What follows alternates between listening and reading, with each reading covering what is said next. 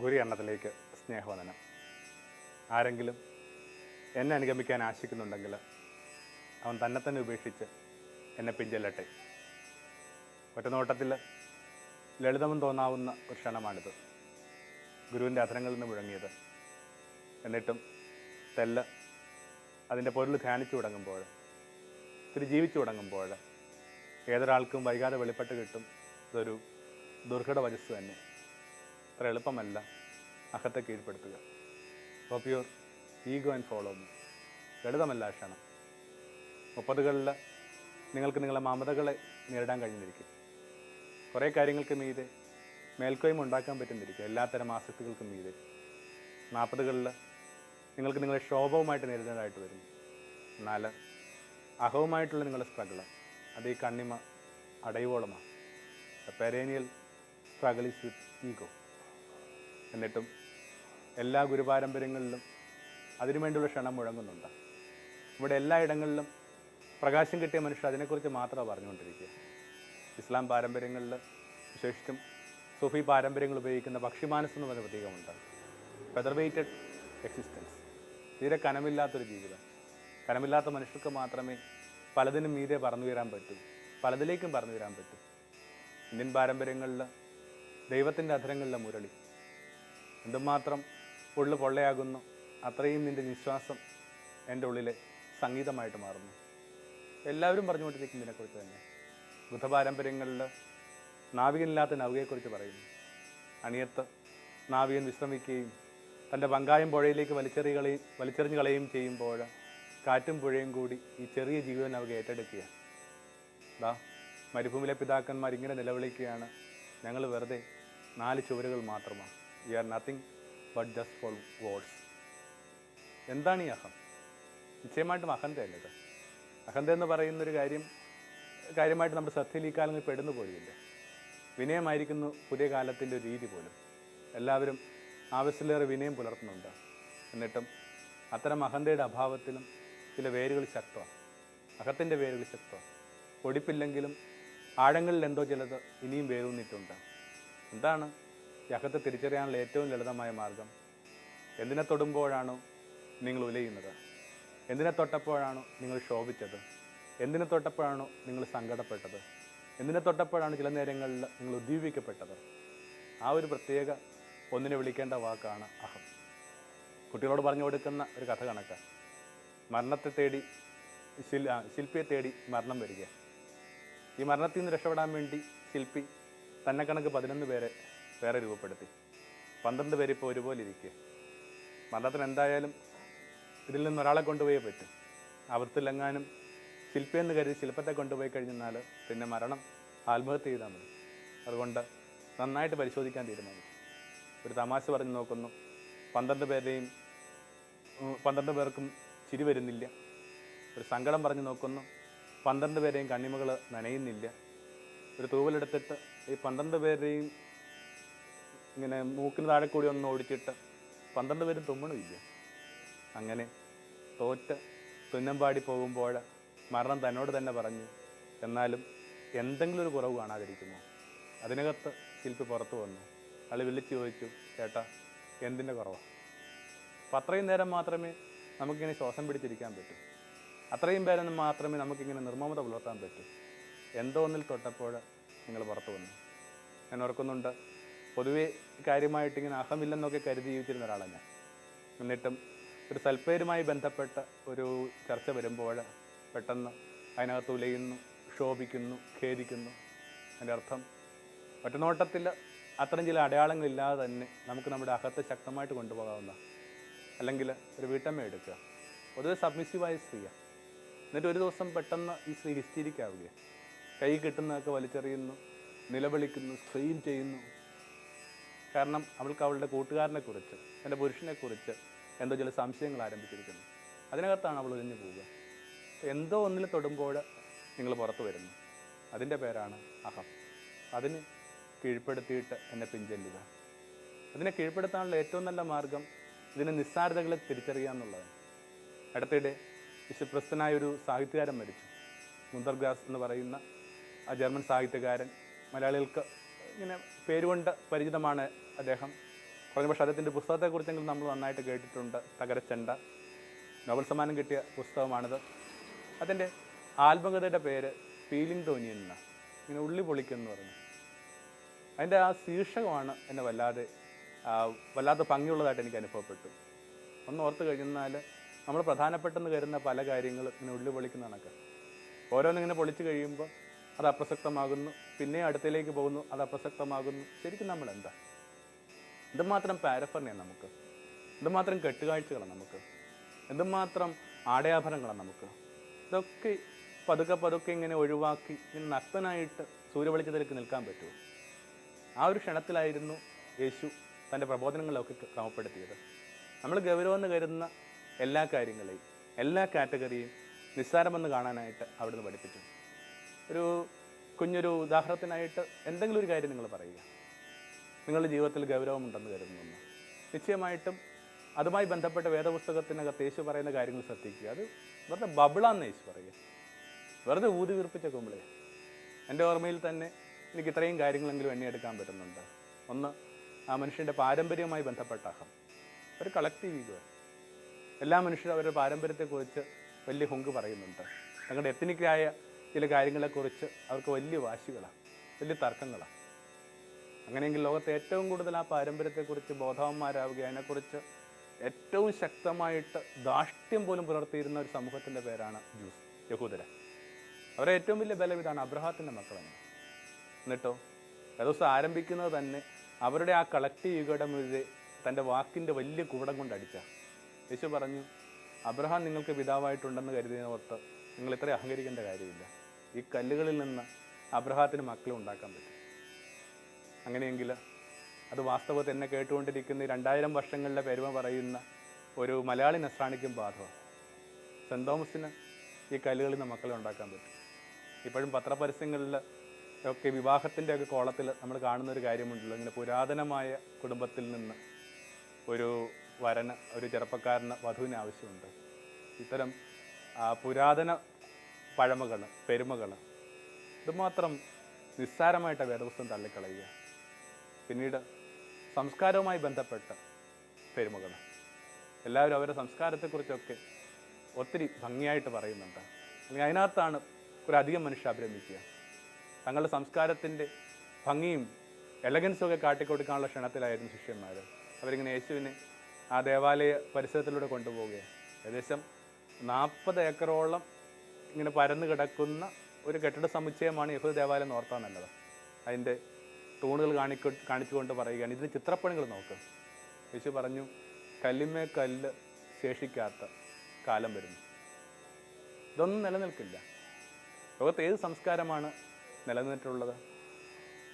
ഹംപി എന്ന് പറയുന്ന ഒരു ചെറിയ നഗരത്തിൽ താല്പര്യമുള്ളവരൊന്ന് പോയാൽ നല്ലത്. അതിന് വലിയ ദൂരമൊന്നും പോകാണ്ടല്ലോ. നമ്മുടെ തൊട്ടടുത്ത സംസ്ഥാനത്ത് കർണാടകയിലാണ് ഒരു കാലത്ത് എന്തുമാത്രം പ്രധാനപ്പെട്ടതായിരുന്നു കരുതിയിരുന്ന ഇടങ്ങൾ വെറുതെ ശിലകളാണ്. വേണമെങ്കിൽ ഒരു കാലത്തിൻ്റെ സ്മാരകശിലകൾ. അപ്പം അത്രയൊക്കെ ഉള്ളൂ സംസ്കാരങ്ങൾ നിലനിൽക്കും. പിന്നീട് അധികാരത്തിനൊക്കെ എതിരായിട്ട് വേദപുസ്തകം എന്തൊരു സുവിശേഷം എന്തൊരു ശക്തമായ നിലപാടാണ് സ്വീകരിക്കുക. ഏതെങ്കിലും തരത്തിൽ എന്തെങ്കിലും ഒരു അധികാരം മറ്റുള്ളവരിൽ പുലർത്താൻ ആഗ്രഹിക്കാത്ത ഒരു മനുഷ്യനെന്ന് പറയും. അങ്ങനെ എപ്പോഴും വളരെ കൃത്യമായ രൂപങ്ങൾ വേണമെന്നില്ല, വളരെ ഒളിഞ്ഞിരിക്കുന്ന രൂപങ്ങളും ആവാം. ഉദാഹരണത്തിനായിട്ടൊരു വീടിനകത്ത് അപ്പൻ ഇങ്ങനെ മകനോട് വലുതായിട്ട് ശടിക്കുന്നു. നീ അനുസരിച്ചില്ലെങ്കിൽ ഞാൻ ഇന്ന കാര്യങ്ങൾ ചെയ്യുമെന്ന് പറഞ്ഞു, ഞാൻ നിന്നെ വീടിന് പുറത്താക്കുമെന്നൊക്കെ പറയുന്നു.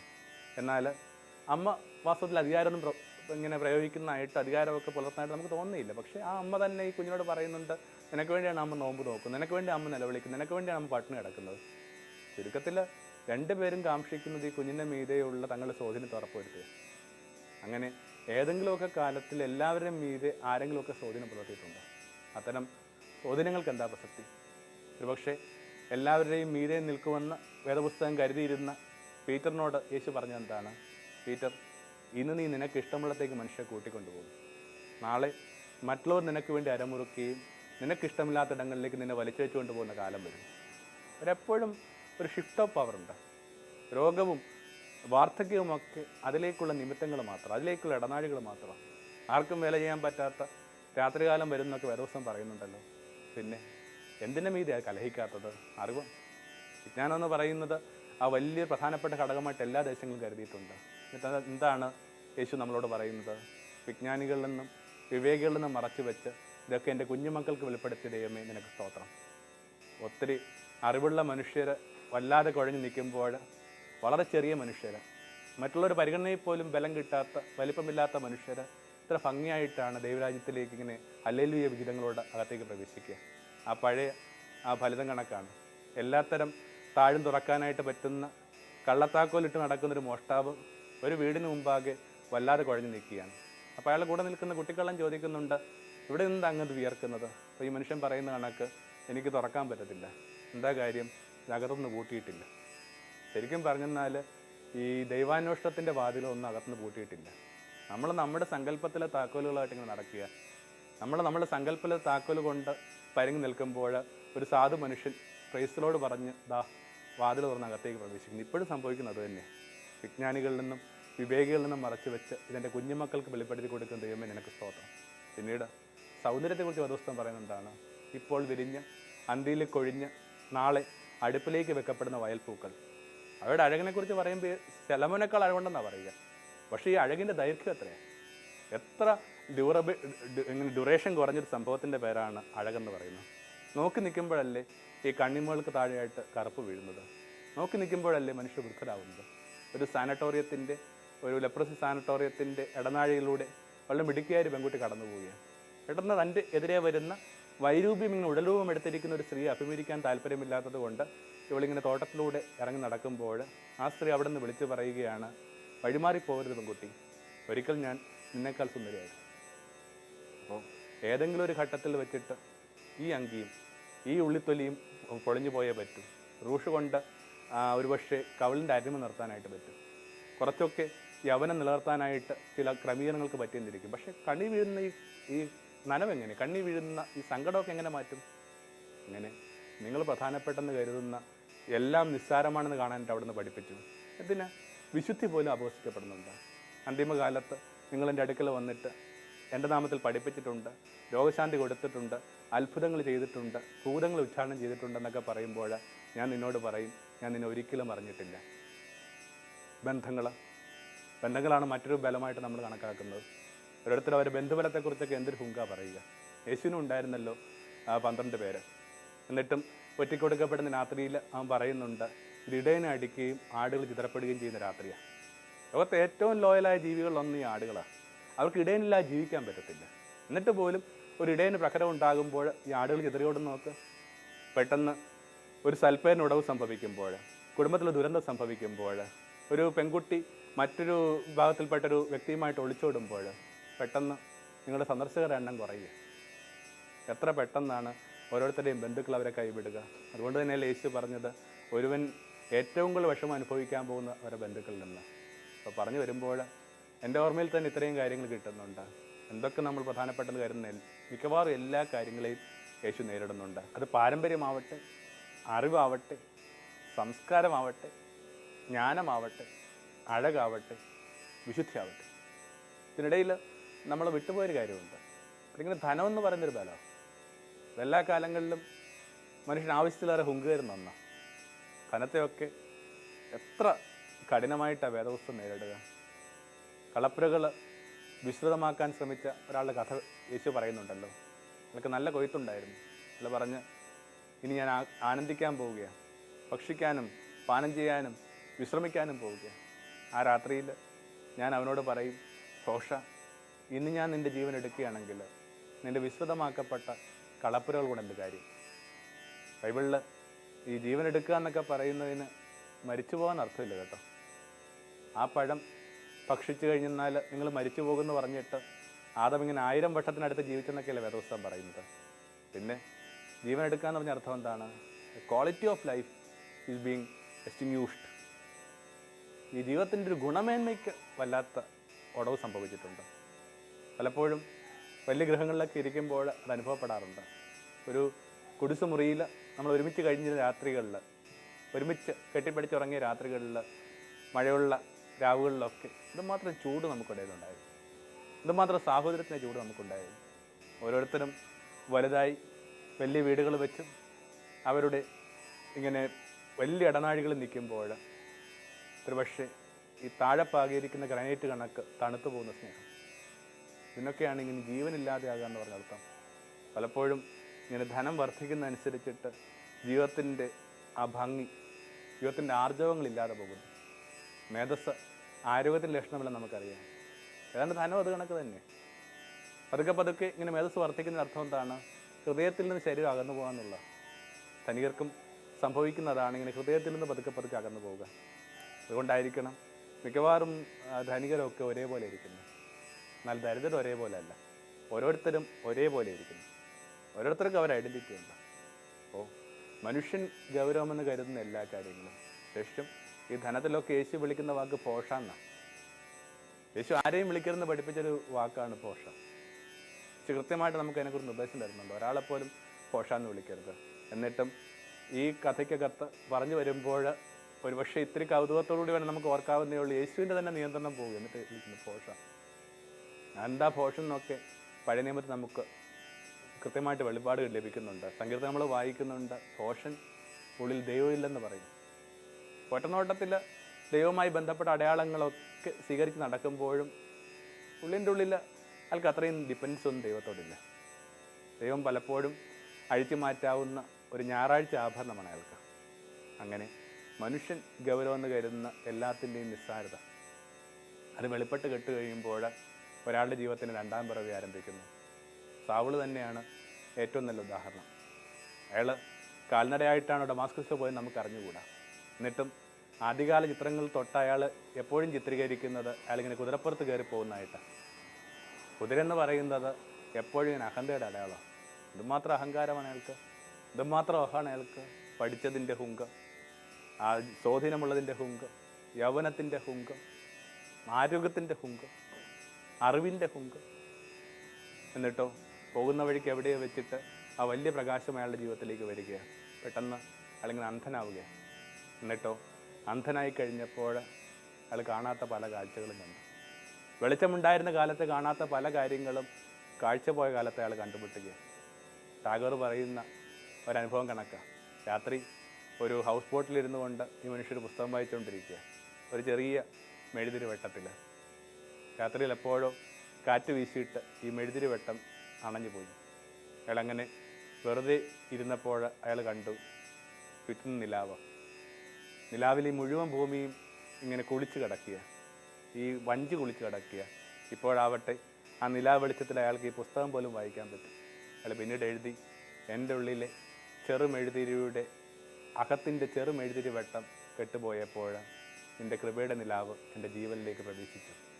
ചില മെഴുതിരികൾ കെട്ടുപോയിക്കൊള്ളട്ടെ, ആ വലിയ കൃപയുടെ നിലാവ് നിങ്ങളിലേക്ക് ഒരു പക്ഷേ പ്രവേശിച്ചെന്നിരിക്കും. ആമേൻ. ഈ കാസയിൽ ഈശോ തിരുരക്തമാ, പീലാസയിൽ ദിവ്യ ശരീരമാ.